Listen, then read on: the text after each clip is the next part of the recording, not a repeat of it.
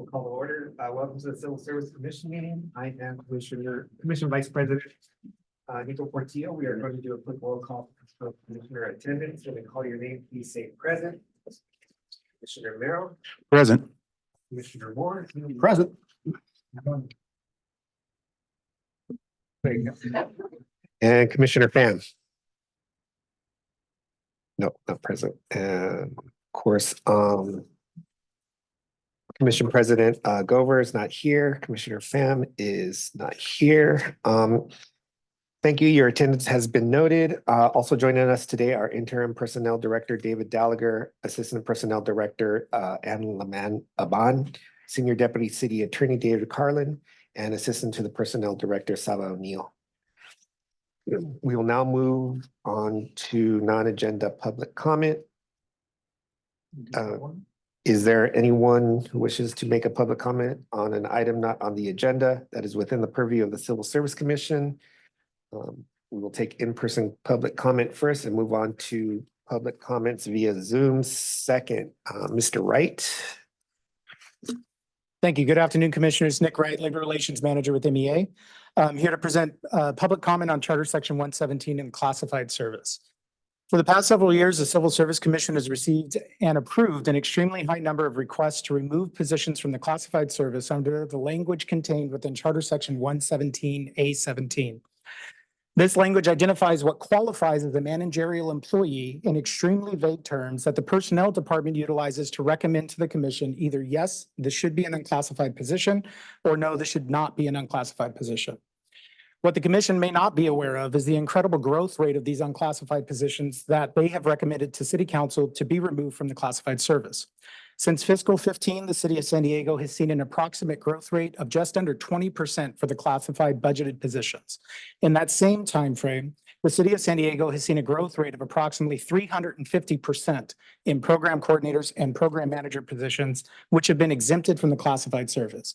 Note, this does not include the numerous assistant deputy directors, assistant directors, and directors that the Commission has also exempted from the classified service. This is just in program coordinators, program managers of just about 350%.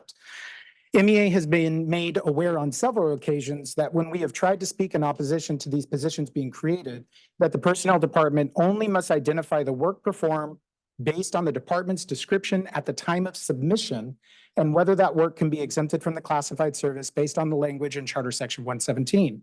This leaves any opposition arguments essentially moot as it is impossible to argue against an idea. For context, Charter Section 117A17 states the following. Managerial employees have significant responsibilities for formulating or administering departmental policies and programs. Each such position shall be exempted from the classified service by ordinance upon the initiation of the appropriate appointing authority and after receiving the advisory review and comment of the Civil Service Commission and the approval of the City Council. What Charter Section 117 identifies as unclassified work is only formulating or administering departmental policies and programs. MEA's librarians are responsible for departmental programming. Our Park and Rec staff are responsible for departmental programming. MEA represented employees formulate departmental policies with departments and labor management committees all the time. Essentially, what the language in Charter 1 Section 17 is stating is that if there is water, then that water is ocean. Plain and simple. That's it. What it doesn't do is it doesn't leave any room for interpretation to distinguish when that water is a lake, a pond, a river, rain. It's just all water is therefore ocean based on this very vague description in Charter Section 117. The reason why this is concerning isn't that the Commission and Personnel Department are acting appropriately under the rules that they have been confined to under Charter Section 117. It is what happens after that recommendation that is of great concern to MEA and should be of great concern to the Commission, who is responsible for the classified service.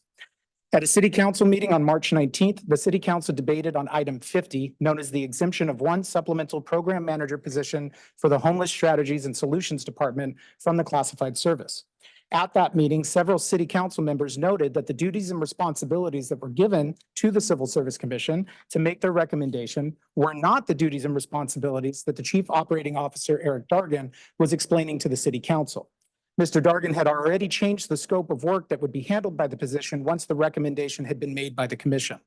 It was noted in that same meeting by the city attorney that while there were discrepancies in the duties and responsibilities of that position from when the commission made their recommendation in December of 2023, that the city council's action was only to approve the exemption and that the duties and responsibilities could be figured out at a later date. This is the first open example of what MEA has suspected for the last several years. Once the commission and personnel recommend that a position be exempted from the classified service, departments in the city are altering the work that will be done by that position. By doing this, the recommendation made under Charter Section 117 is no longer valid. It is a loophole that gets a request through the commission. And while the commission is a security gate that prevents the flow of classified work into the unclassified realm, Charter Section 117 is the truck the city is using to plow through that gate. The specific language in Charter Section 117A17, known as Proposition E at the time, was added by majority vote in November 1979. Proponents of Proposition E stated the following.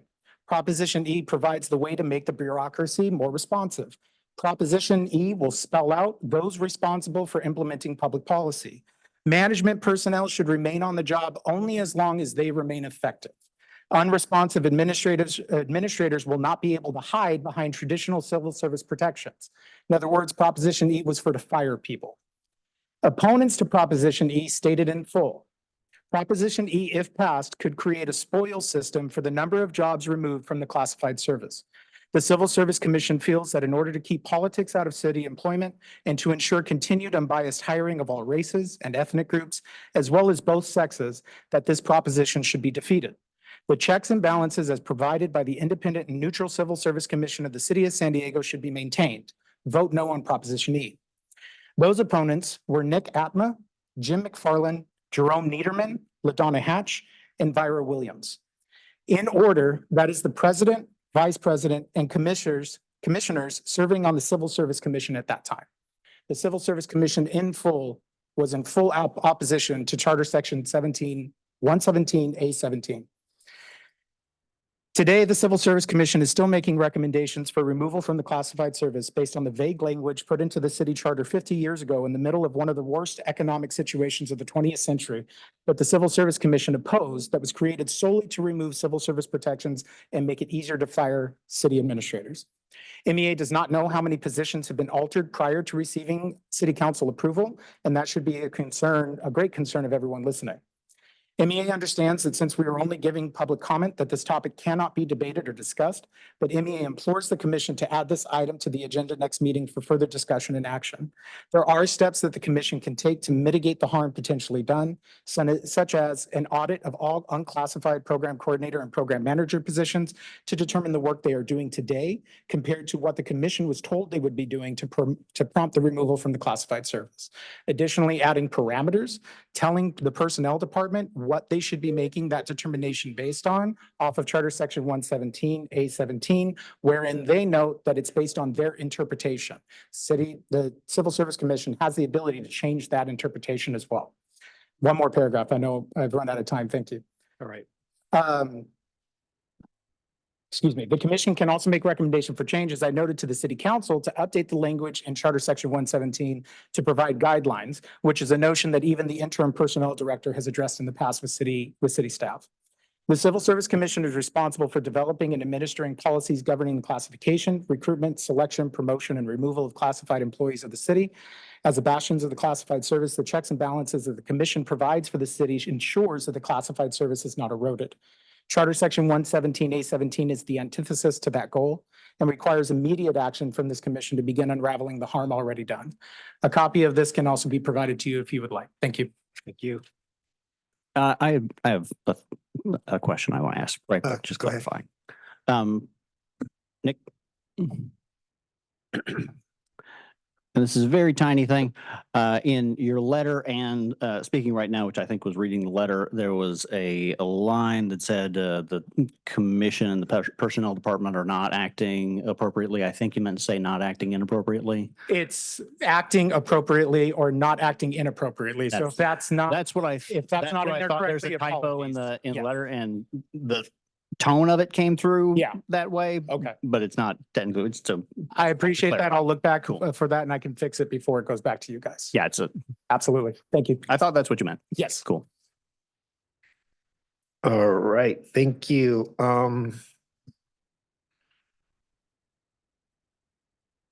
Is there anybody on Zoom or any other public comment? No, okay, and we'll go ahead and go to the consent agenda. And I think we wanted there was a request to pull out item 15. Correct. Okay, and that is because of what what Mr. Wright just discussed? Or, It was a request, so we're putting that forward to you as the vice chair of the meeting to Okay. make that determination. all right, we'll go ahead and pull 15 and continue it for, We'd like to move it to discussion today. We have Okay. the director here as well as MEA to speak on the item. all right, we'll go ahead and move it to discussion. I guess we'll add it we'll make it number, first one. the first one? Yeah. So 20, so we'll do 15 right here.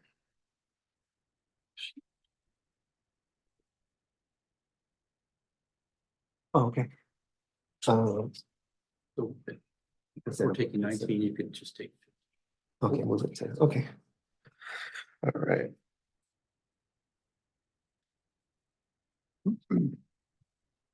All right, everybody review the consent agenda. Would anybody like to make a motion to approve the? Oh, there it is. Yeah. I'm sorry. Is there any public comment on the consent agenda? No? Okay. So we have everybody review the consent agenda. I moved the consent agenda. Oh. Move to adopt the consent agenda or move to approve all of the items on the consent agenda. Second. Except for item 15. Except for item 15. All right, so we have a motion and a second. We'll go ahead and take a vote. Commissioner Merrill, Yes. Commissioner Moore? Yes. And I am a yes. So that is a unanimous decision. All right, I have a motion on the agenda order. If we can, I talked to our friend Julie Roscoe over in the HR department, and they have some staffing things, people on vacation and such. And she needs to go back over and man the ship. So I'm wondering if we can pull 22, 23, and 24 up and just do those earlier, which are the ones that Yeah, require. I don't see any problem with that. Ms. Orozco, is she here? Ms. Rasco. So 22 is the vote to authorize the ad hoc committee on the personnel director recruitment. Mhm. And Ms. Rasco is just here to kind of answer questions and such if we have concerns. Because Oh, did I get your last name wrong? Rasco. RASCO. Right, Ms. Rasco? I'm just here to So- answer any questions you Yeah, may have. So it's, I'll lead the item. Okay, go ahead. Okay, so we're discussing 22 now? Mhm. Okay, so this is a vote to the ad hoc committee, myself and Chair Gover were set up back in, I think, December, maybe November, to look into how to recruit a new personnel director. What Commissioner Gover and I have worked out is the HR department does, generally speaking, this level of recruitment for all of the other departments in the city. And rather than do it ourselves or hire some outside firm, it makes sense to have that expertise used here in this situation. And so our recommendation on this is to authorize the, direct, or actually, we're going to amend and say authorize, because we can't direct the Human Resources Department to do things. Authorize the Human Resources Department to post job announcements, and the job announcement is in the file for the meeting today as posted. To post job announcements in such places as satisfy city requirements, and that HR and the ad hoc committee would result in the best applicant pool. To authorize Human Resources to collect responses from applicants and compile the top 5 to 15 applications for review by the ad hoc committee. If we get 1,000 resumes, Sunday and I don't have time to read 1,000 resumes, so just the good ones. The next one, authorize the ad hoc committee to interview such selection of applicants, but no fewer than 3, as the ad hoc committee deems appropriate based on the written application. So depending on, who shows up. And authorize the ad hoc committee to report to the Civil Service Commission a summary of its work and the result of the interviews and a recommendation for hiring. Now, in the item, backup materials, there is a note at the end that I think is very important that will interest the rest of the commission. After these steps are complete, the Civil Service Commission as a whole will have the ability to extend an offer to the candidate recommended by the ad hoc committee, or to extend an offer to some other candidate, or take such other action as the commission deems appropriate. The ad hoc committee would not have any direct authority to extend any offer. So Wait, so the last part again? the ad hoc committee would not have any authority to extend an offer. It would be the whole. Yeah, it would have to be done by the whole commission. I'm not sure it would be legal, and it certainly would seem very weird. Right? So that is that's the proposed plan. Discussion, questions? Yeah, I do have one question in regards to the Yes, Commissioner Merrill. job description. Yes. So approval of this would be for this specific job description right here that's in the backup material. Yeah, Is that correct? the job description would be what gets posted to the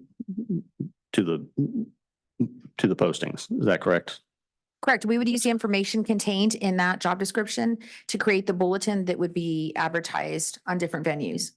Okay, thanks. I just have one comment in regards to, well, maybe a recommendation as far as maybe adding that the person for this position would have a commitment to diversity, equity, and inclusion. I don't see anything about that as part of the job description. So I'm just, Would that, yeah, we You can add that. can, I would, yeah, when we make the motion to approve, we'll add that as part of it. But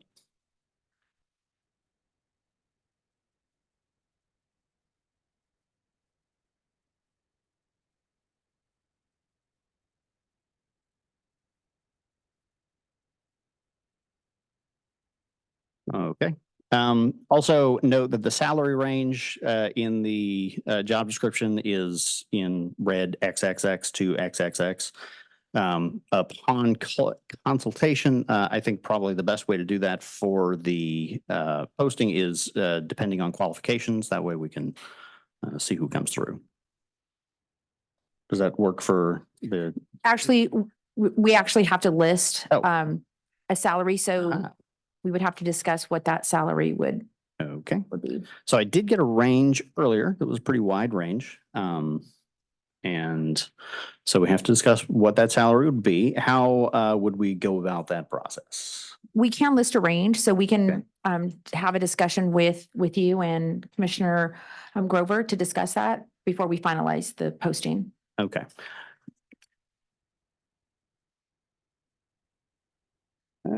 Oh, right. Okay. Well, that is item 21. Thank you. Hidden down on the bottom of the other page. So we don't have to worry about that right now, but we will deal with that in a moment.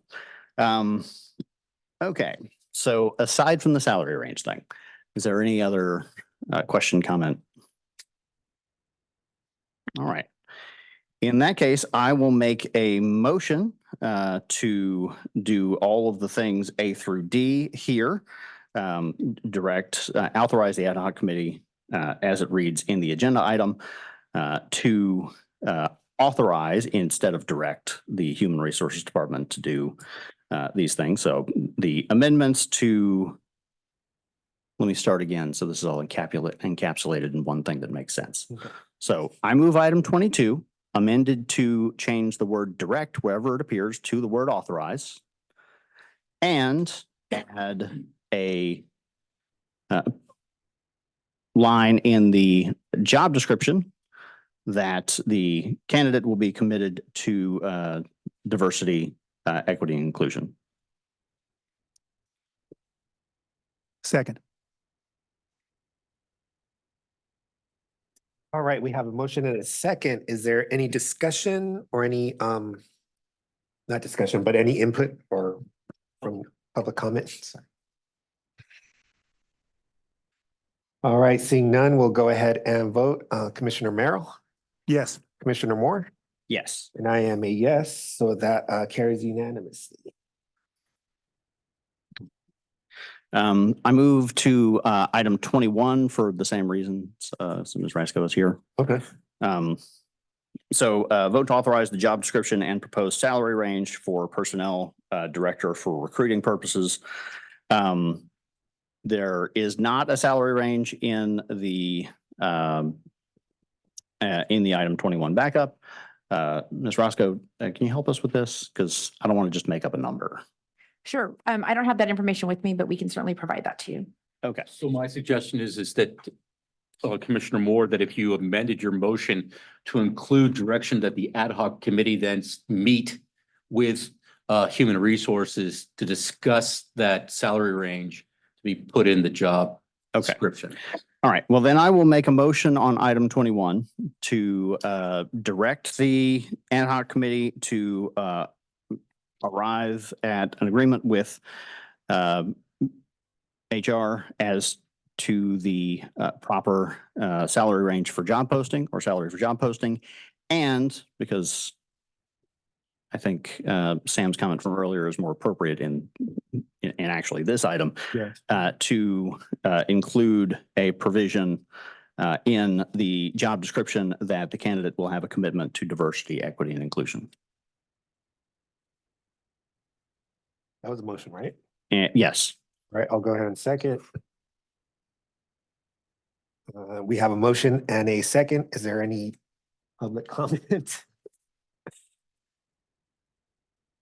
All right, seeing none, we'll go ahead and vote. Commissioner Merrill, Yes. Commissioner Moore, Yes. and I am a yes, so the motion carries unanimously. All right, we are on that process. Good. And are you doing the report today for the city? No. Okay, then we can proceed with the rest of the thing. Thank you, Mr. Roscoe. So there's not going to be an item 23 then? So there will be 23 and 24, but Mr. Later. Roscoe's not doing it. Okay. They've requested 24 to be continued. Oh, we'll continue 24. All right. All right, with that, we will take, we pulled item 15. We'll go ahead and discuss item 15, which is request from the Performance and Analytics Department to exempt 2 program coordinator positions from the classified service. Go ahead. Good afternoon, Commissioners. Rachel McDonald Hernandez for staff. Item 15 is a request from the Performance and Analytics Department to exempt 2 program coordinator positions from the classified service. The first program coordinator position will manage the Salesforce program, which supports customer service billing for the Public Utilities Department. And the second program coordinator position will provide technical project management for a new customer service system to support the Environmental Services Department's billing initiative. Staff has reviewed this request and finds that the duties and responsibilities of these positions meet the intent of City Charter Section 117. Staff recommends approval of this request. MEA is here to make you aware of their concerns.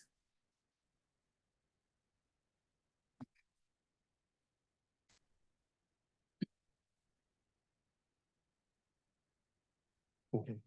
Do we have to do it before can we do it before the motion or? Yes, it has to be. Okay, go ahead, Mr. Wright. Hi, good afternoon. Nick Wright, Labor Relations Manager with MEA. I just want to, for the record, clear one thing up. MEA's opposition on these 2 is not related to our public comment.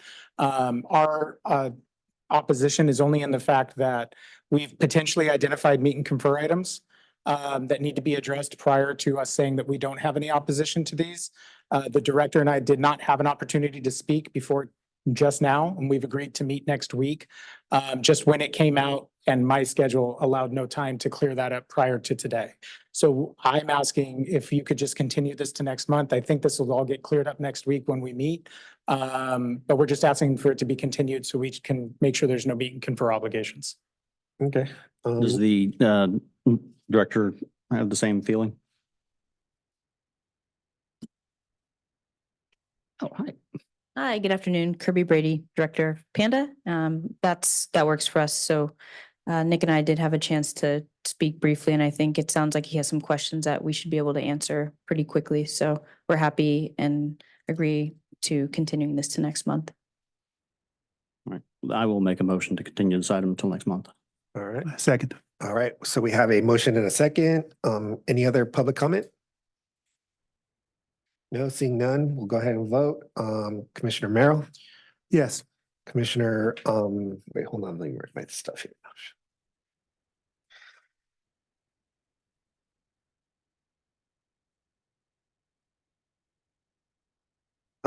Commissioner Moore, Yes. and I am a yes, so the motion passes unanimously. And that brings us to item number 19.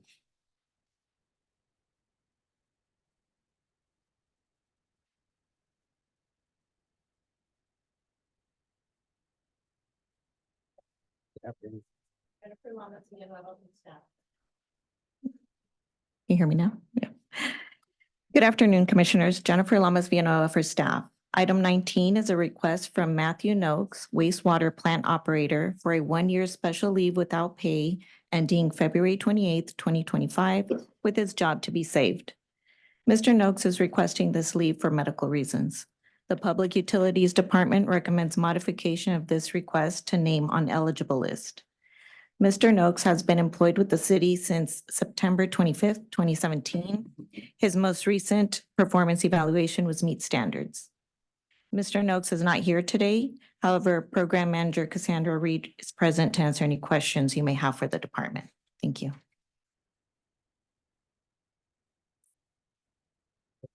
Any questions for Ms. Reed?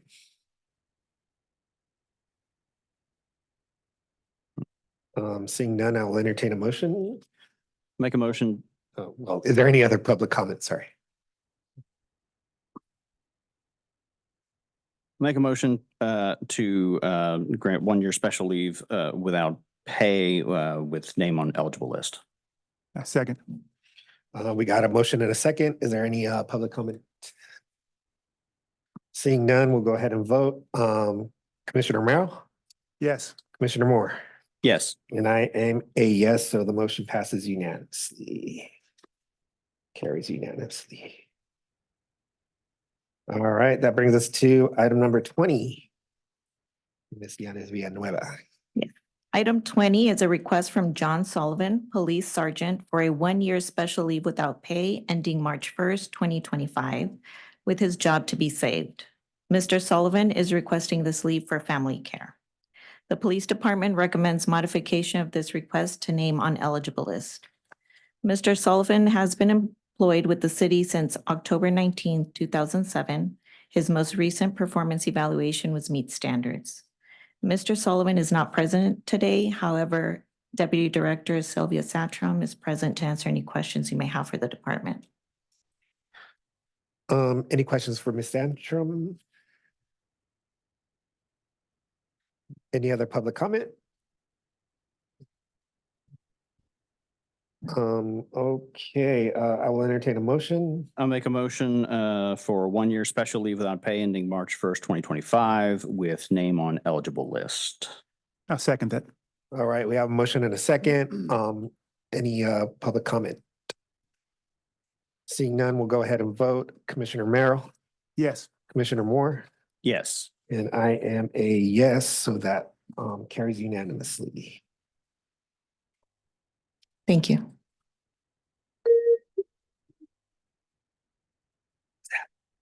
Timer. Oh, okay. Yeah, that leaves us number 23. Perfect. That'll me. Let's continue then. 23 will be my report out. So good afternoon, Commissioners. David Gallagher, Interim Personnel Director. Item 23 is a request for me to update the commission on various personnel department related items. Today, I'll be updating the commission on a couple of the steps we are taking to communicate our processes and improvements to city staff members. And I'll also talk briefly about the city's new hiring process. First, I'm pleased to provide you with an update on our recent efforts to enhance accessibility to crucial information within our organization. Over the past few weeks, we've been proactive in ensuring that important processes are transparent and readily available to all employees. To achieve this, we've sent emails to department heads and simultaneously posted the memos on our personnel department's intranet site. These communications outline step-by-step procedures for various actions that have been permissible, albeit undocumented for some time. Unfortunately, this lack of documentation meant that only select individuals across the city were aware of these possibilities. The three most recent processes we have addressed include how to reopen a recruitment when an eligible list has been exhausted, how to increase an eligible list after its expiration, and request a certification for future vacancies. Our primary goal in disseminating these procedures widely is to eliminate information barriers and empower all employees with the knowledge they need to navigate these processes effectively. Continuing with our focus on communication, I'm happy to share that our senior staff in the personnel department have begun presenting to various city groups, including the department director meeting, DCO branch meeting, and departmental staff meetings. These presentations are centered around three key themes. First, we discuss peer source improvements, enhancements brought forward during my meetings with department heads. Second, we're highlighting technology improvements to personnel processes and the significant benefits they'll bring to our departments. And finally, we're sharing details about a couple of substantial future improvements we're actively working towards implementing.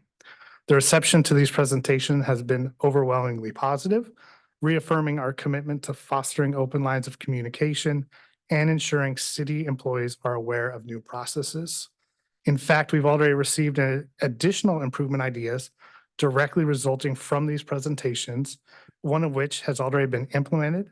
As we move forward, we continue our efforts to enhance transparency and accountability within our organization. Finally, today, I'd like to provide an update on the process we discussed last week regarding the requirement of the COO to sign off on new hires before proceeding. Our team has continued to collaborate with city administration to ensure a smooth and efficient implementation of the process. Once again, it's crucial to acknowledge that this new procedure will inevitably extend hiring timelines. Therefore, I want to take a quick moment today to commend the hard work of our personnel staff, our city administration, and the hiring departments. As of March 2024, the vacancy rate had gone down significantly to 12.5% from a high in January of over 18%, January 2023. That's a remarkable 30% reduction in vacancies across the city's classified service. With that being said, I'm committed to keeping the commission informed on any developments or adjustments as we continue with this new process. In addition to what I've discussed here today, our personnel staff is actively working on other improvements. I look forward to sharing these at future CSC meetings. With that, I'm here to address any questions or hear comments. Thank you, Mr. Gallagher. Any questions, comments? I just have some comments. First of all, I'm very pleased at the numbers. I am especially pleased at the affirmative effort to outreach and tell all of the various departments what is available and what is possible. There was a discussion about this sort of thing last year, and the official line from the personnel department was, they can call us. And as I'm glad to see that's no longer the rule, that we're reaching out and making sure that people affirmatively have access to the information rather than just have to guess what they could possibly call you about. It's just a better way to run a very large enterprise. So I'm very pleased by that. I'm very pleased by all the hard work the staff of the department have done. You guys have done a really good job under some tough circumstances in the last year. And so we really appreciate you. So that's what I could say. Okay, thank you very much. Number 24, we're gonna go ahead and continue for the next month. And I think that's it. Motion to adjourn. Don't need to. All right, let's Me adjourn. too. All right, thank you. Made the 30. 5-minute civil service commission. Pretty good. Yeah, that's a good move. Just get ready for salary season.